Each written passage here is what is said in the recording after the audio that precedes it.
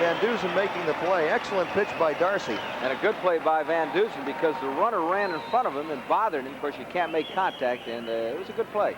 So in the second inning, both teams leave a runner at second base, and at the end of 2 complete now, the score is the USA nothing, New Zealand nothing.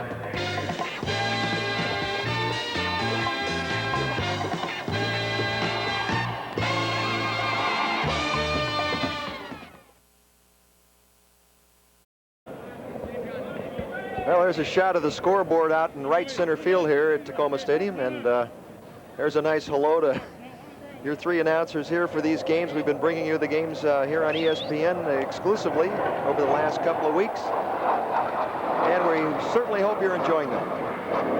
Top of the 3rd inning, as you see, it's the USA versus New Zealand. The USA is the visiting ball club. No score in the game.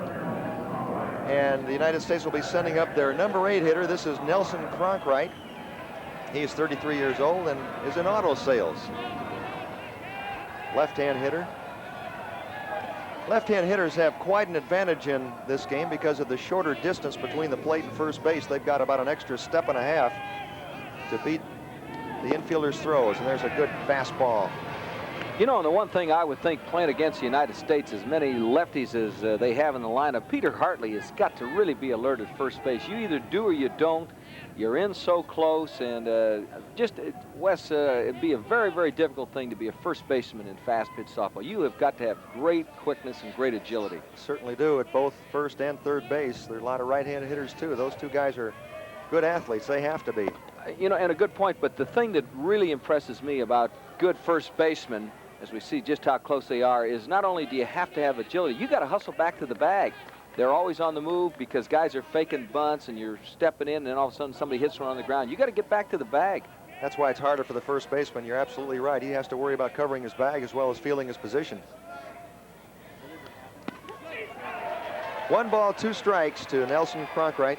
Ooh, the big horse really came with a drop that time. Herlihy's got all the pitches. Doesn't throw the drop that often. He likes to throw that rise, get it around the letters, and then it just goes out of the zone. And I just really haven't seen anybody handle the good rise since we've been at this tournament. Well, you're right about that. And you can really tell the importance of this game by how slowly both pitchers are working. It hasn't been common to see this. They've really worked quite quickly throughout this tournament up until now. You know, the one thing that would bother me in the infield, Wes, if they work quick, you're not on your heels. And they have been working quick, as you pointed out, the entire tournament. And today, they're not. And it's not a warm day. It's perfect. It's cool. It's a great time to be going. So the heat has nothing to do with it. It's about 70 degrees. Overcast day, but very, very beautiful for baseball or softball. Boy, he just missed with that one. Now the count runs full, 3-2. We already told you about how walks can kill you in this game, so Mr. Herlihy is going to have to try and find the strike zone with this pitch. One of the reasons why we have better hitting in fast-pitch softball, Wes, is that the pitchers do have better control. You know, you're not going to hang in there when somebody's throwing 100 miles an hour and it's ball 1, ball 2, hit you in the seat of the pants. And we had a lot of people going to slow-pitch softball, and now fast-pitch is really starting to make a comeback because the pitchers have better control. Well, let's check Herlihy's control right here, the 3-2 pitch.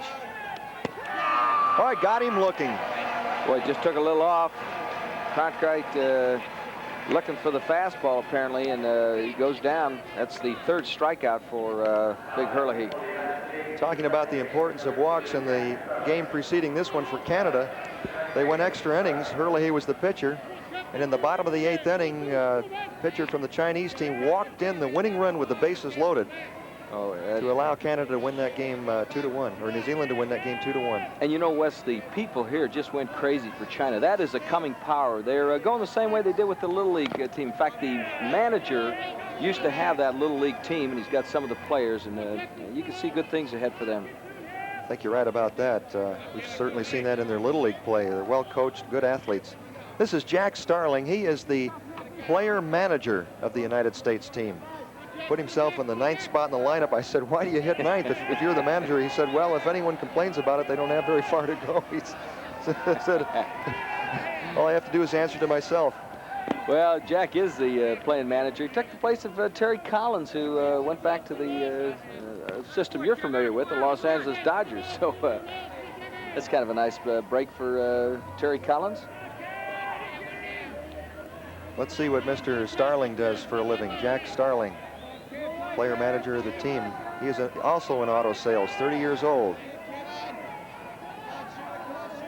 1 ball, 1 strike, 1 out, top of the 3rd. Ground ball right back to Herlihy.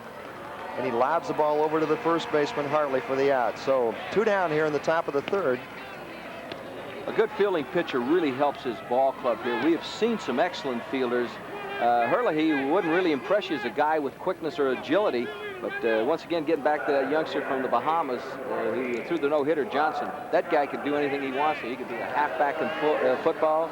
Looks like he could run a quarter. He was really a good-looking athlete. One of the best athletes I've ever seen. You're absolutely right. We're talking about a pitcher for the Bahamas team who has been eliminated. A fellow named Richard Johnson, who pitched a 9-inning no-hitter. Ground ball to short, and they throw him out. So the USA, that was Rod Johnson hitting, goes 1, 2, 3 here in the top of the 3rd inning. And now at the end of 2.5 complete, it is the United States nothing and New Zealand nothing. Well, Wes, I'll tell you what, we've talked about football, we've talked a little softball, ESPN's going 24 hours, we've got auto racing. How about boxing? Are you interested in boxing, Mr. Parker? Matter of fact, I am. I was a big fan of Muhammad Ali's when nobody else liked him. I was saying, hey, it's not bragging if you say it and then do it.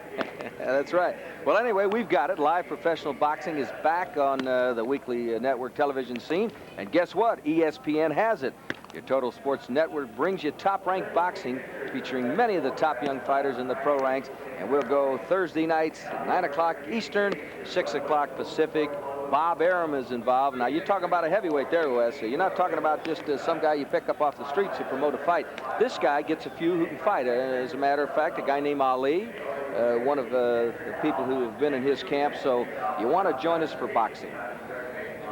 All right, thank you very much. It's Wes Parker and Irv Brown right here at Cheney Stadium in Tacoma, Washington, where New Zealand is playing the United States. We've played through 2.5 innings, and we've got no score. This is game number 8 of these championships, and the winner advances into the finals. As you look at Terry Nunns, the catcher for New Zealand. Grounds one down to second base. Starling over to right. And we've got one away. Looks to me like Chuck Darcy's pretty much decided to go with his sinker ball today, whereas his opposing hurler, Kevin Herlihy, is going with the riser. Well, and a good point, Wes, because through 7 hitters, he has coaxed 4 ground balls. And he does have him beat him in the ground. Maybe his idol is Tommy John, who throws a little overhand. All right, this is Paul Rogers hitting in the 9th spot. He fouls one back.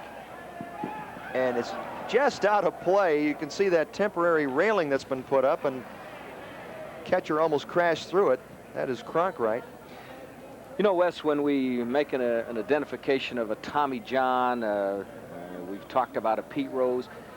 This is what ESPN is going to do for softball, because showing the country excellent competitors like Herlihy and Bruce Miller, I think this is how people really start to identify with particular athletes. And the thing that has really impressed me here, you're not looking at any people who are out of shape and just go out and play once a week and drink a case of beer. These are athletes. These are good athletes.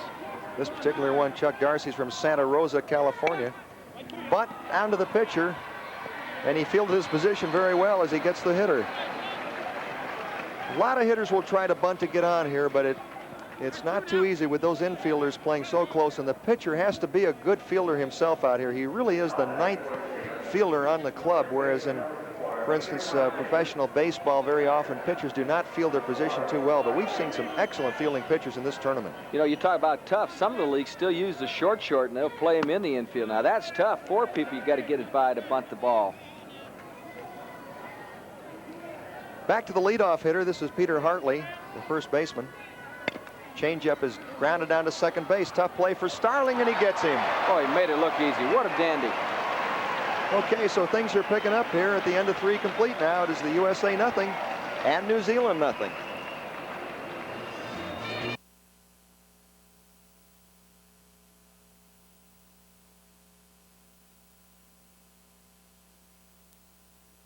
USA versus New Zealand. We have no score. The USA will be sending up their second, third, and fourth hitters. And it'll be Barry Cushion, Bruce Miller, Jeff Peck.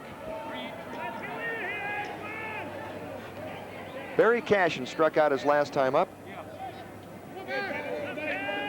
So far, the USA does not have a hit. New Zealand only has one.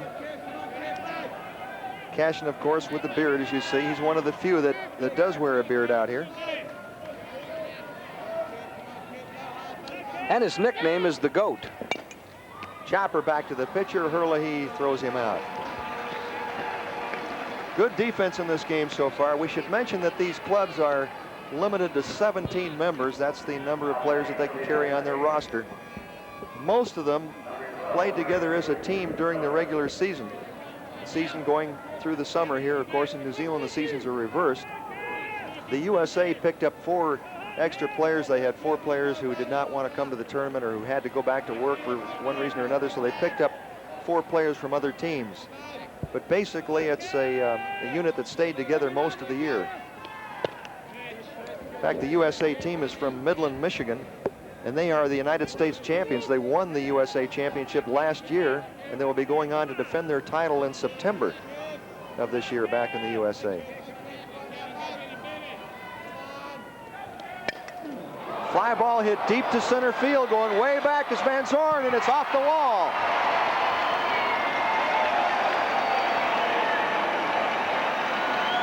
Cotter, the center fielder, was not able to make the play. That ball was almost hit out of here by Bruce Miller. Well, he really has a great power. He goes with the pitch to the opposite field, gets it all. Notice he really didn't pivot the back foot that time because he's going away. The center fielder gives it an excellent effort, but it is off the wall. Cotter unable to come up with it. So Kevin Herlihy is in a little bit of a jam as Miller really tags him, and the 4-hole hitter Peck, very capable, is due up. Well, I'm sure viewers can already see how important it is to be able to score. It's very, very difficult, and anytime you put a run on the board, even if it's in the first inning, you just might win the game 1-0. We're in the top of the 4th of a scoreless tie. The USA with a runner at second and 1 out. And here is Jeff Peck. Peck, a very, very good ball player. He's the captain of this ball club. Fouls this one away. He also took his shot at the opposite field. Didn't get it all. Outfield about straight away on this guy. And boy, you know, Wes, you wouldn't think that you'd have a crisis in the 4th inning, but as you mentioned, if you can score one, it could hold up. And with the number 4-hole hitter up here, you're in good shape. Everybody in close. Jeff Peck is an All-American softball player. He received that honor last year as he helped lead this team to the United States Championship.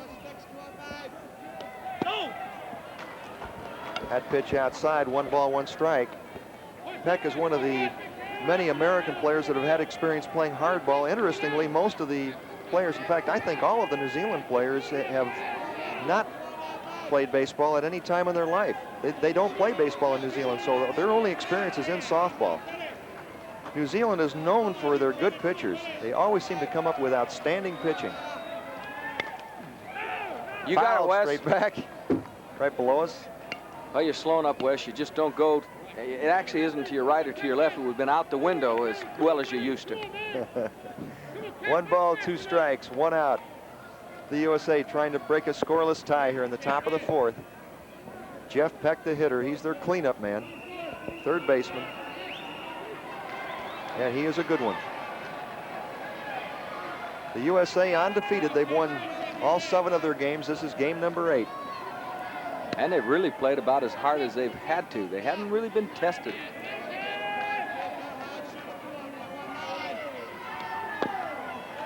Pitch down in the dirt. Nice stop by the catcher. That's Nuns.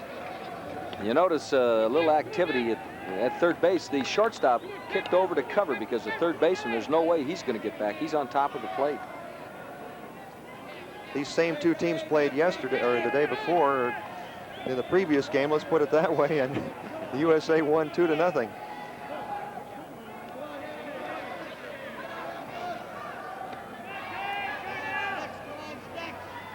Interesting stance at 3rd base as he really drags the right foot back. It's just outside. The catcher trying to get a call to strike. New Zealand, because they lost to the USA earlier, has had to fight back through the consolation rounds and had to play an extra game in which they defeated the Bahamas 2-1. to earn the right to play this game today. And they saved their best pitcher who's on the mound right now, especially for this game against the USA, Kevin Herlihy, who last year was 7-3 against the same United States team. And he misses outside, so a walk to Jeff Peck. It's pretty difficult to get a double play. They do not walk men intentionally to get the double play. Yeah, the ball really has to be perfect, Wes. We've seen one double dip since we've been here, and that ball was just hit a shot at the shortstop. One of the problems is the second baseman is always pulled over toward first, and he just gets there late. Let's see who New Zealand has played to get to the point where they are. They were in the same bracket with Canada, Mexico, Chinese Taipei, Panama, Argentina, and Papua New Guinea. And New Zealand's only losses have been once to Canada, once to the United States. They're a good ball club, without a doubt, one of the top 3 clubs in this tournament. In fact, 4 years ago, in the World Fast Pitch Championships, New Zealand, Canada, and the United States all tied for the championship. That was played down in New Zealand, and the reason it was declared a 3-way tie is because it was washed out. All the final games were washed out by a monsoon rain. So New Zealand has been here before. They're a good ball club. The United States trying to break through against them. This is Russ Van Zorn.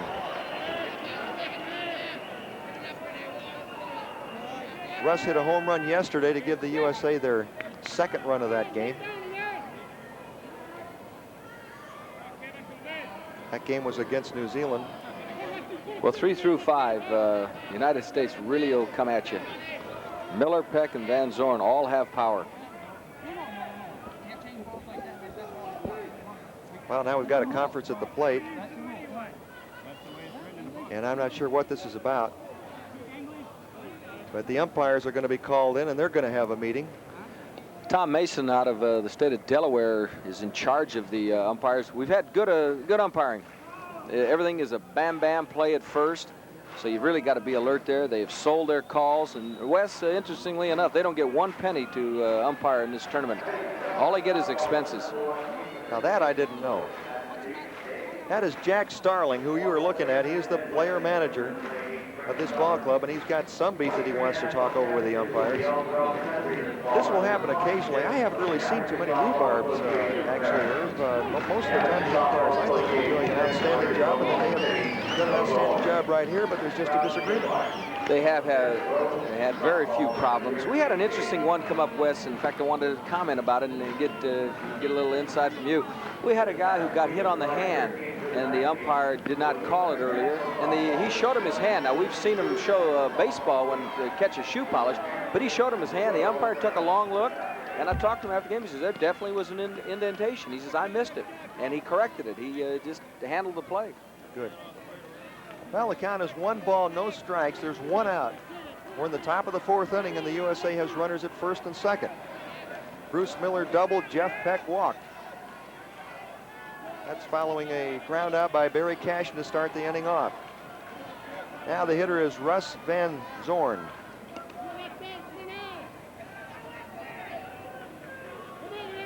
And he takes his time as he gets into the batter's box.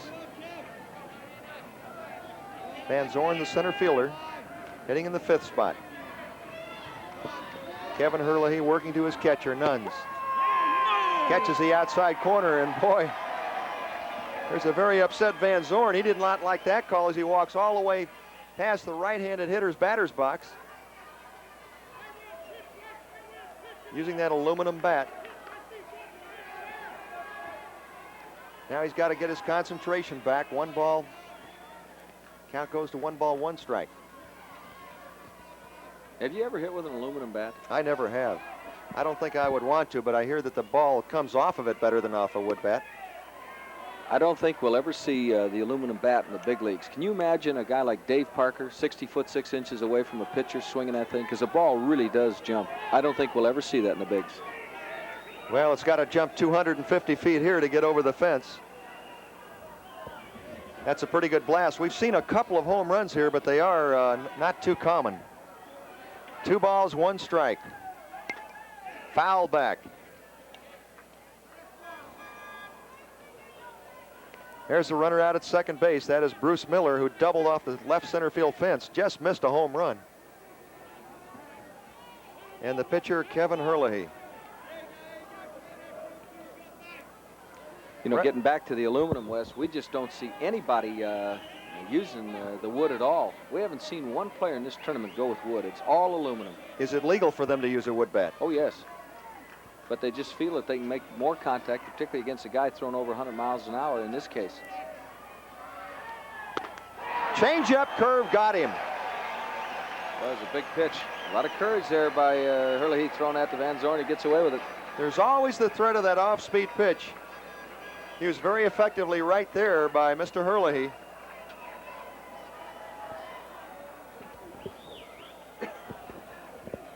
Now there's 2 down, no balls, no strike to the hitter as Jimmy Wright comes up.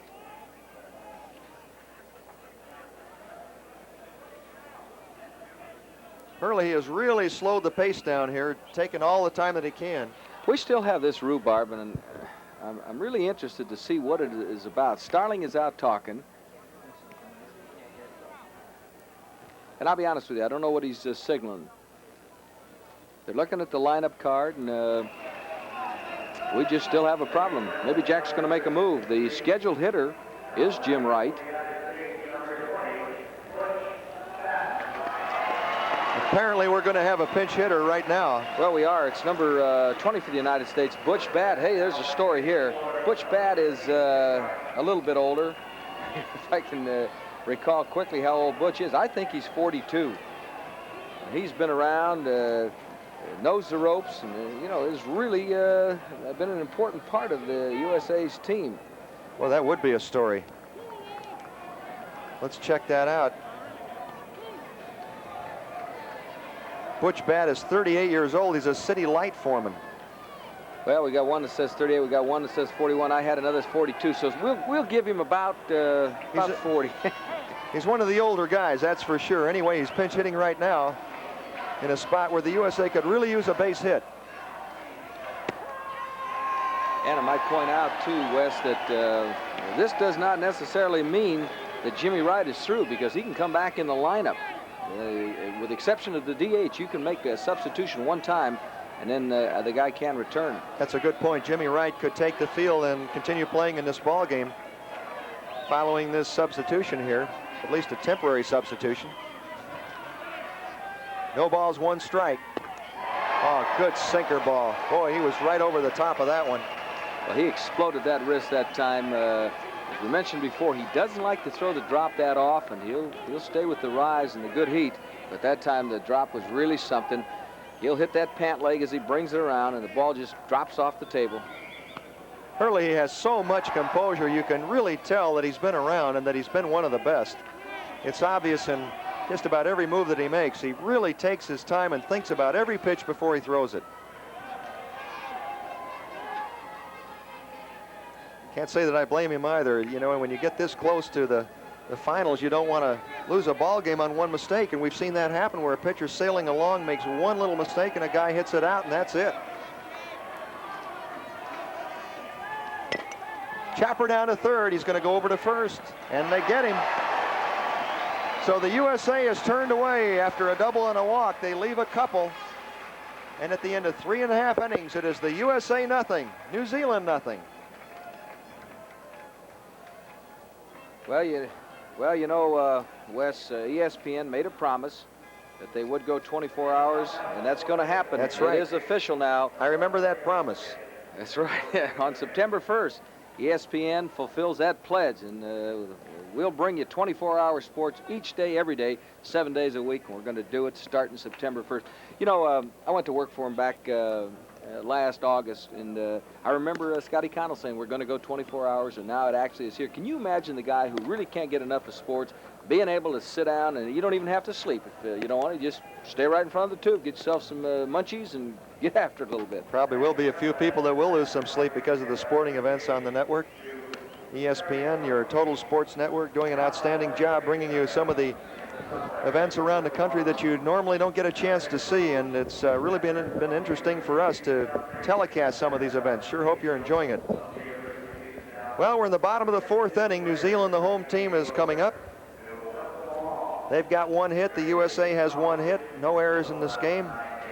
Also no runs, a scoreless tie, and Wayne Nichols, John Lowes, and Jimmy Cotter will be the 3 hitters coming up, the number 2, 3, and 4 hitters for New Zealand.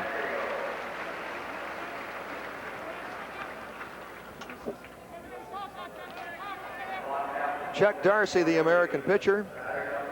His catcher is CRONKRIGHT, Nels CRONKRIGHT. Nichols is 0 for 1, fly to center field. Fastball on the outside corner for a strike, and it looks like these pitchers are starting to hit more of their stride. It's very possible they were a little bit nervous in the beginning.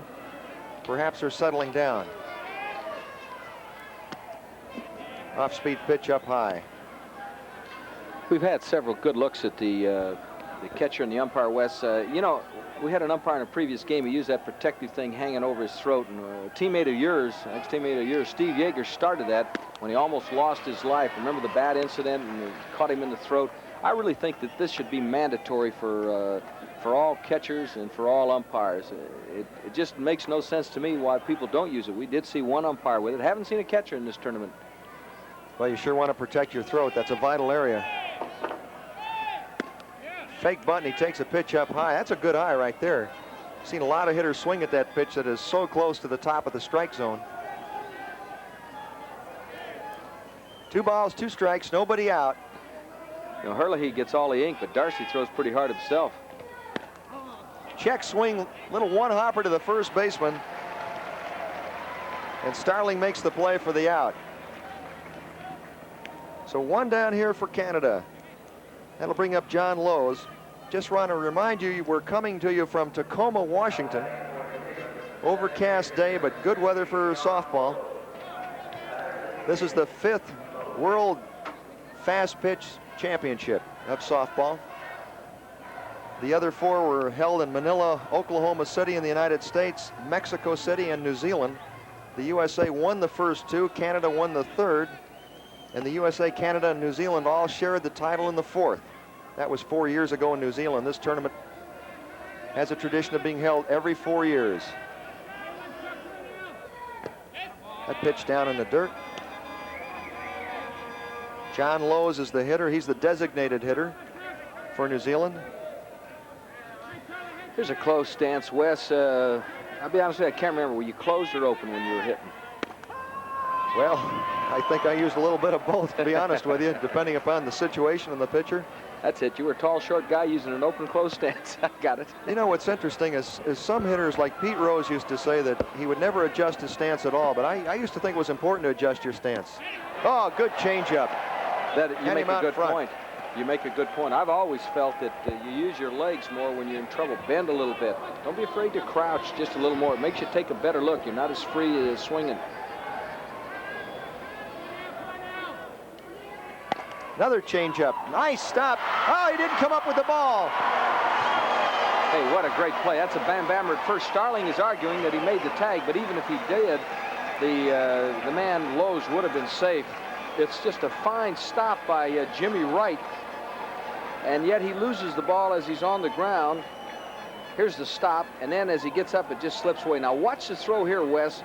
Behind the back, Starling comes in, does make the tag, but it's too late, and Starling really doesn't have a legitimate beat. That's got to be a base hit. I got to give Starling a lot of credit just for being able to flip that ball back in and having the presence of mind to try something like that. Well, you mentioned Pete Rose, and that was a little bit of Pete Rose there. We all should conduct our business like Pete Rose, which is 100%. Here's Jimmy Cotter, who is hitting .545, if you can believe it. Boy, this guy is something. He's their cleanup hitter, the center fielder. They start him off with a changeup. That shows you a little respect. Well, they gave Starling an error on that play. The scorekeepers here have really been tough. Fly ball to center field. Van Zoeren going back. He's got room and puts it away. The runner fakes a tag from first, but does not go. So that is the first out of this inning. Boy, that is a big out, Second because out. even making an out, Cotter looked good. He really swings the stick. Wayne Nichols grounded out to the first baseman unassisted. Then John Lowes was safe on a tough scoring decision, an error on the first baseman Starling. Cotter flies out, so there are 2 down with a runner at first. And the hitter is John Joyce. Now, it is very unlikely that the runner will steal. He cannot leave the bag until after the ball has left the pitcher's hand. And the catcher being really quite close to second base. We've seen runners try to steal here, and very, very few of them have made it. I've only seen the one. It's a tough thing. You know, in Canada, they can't leave until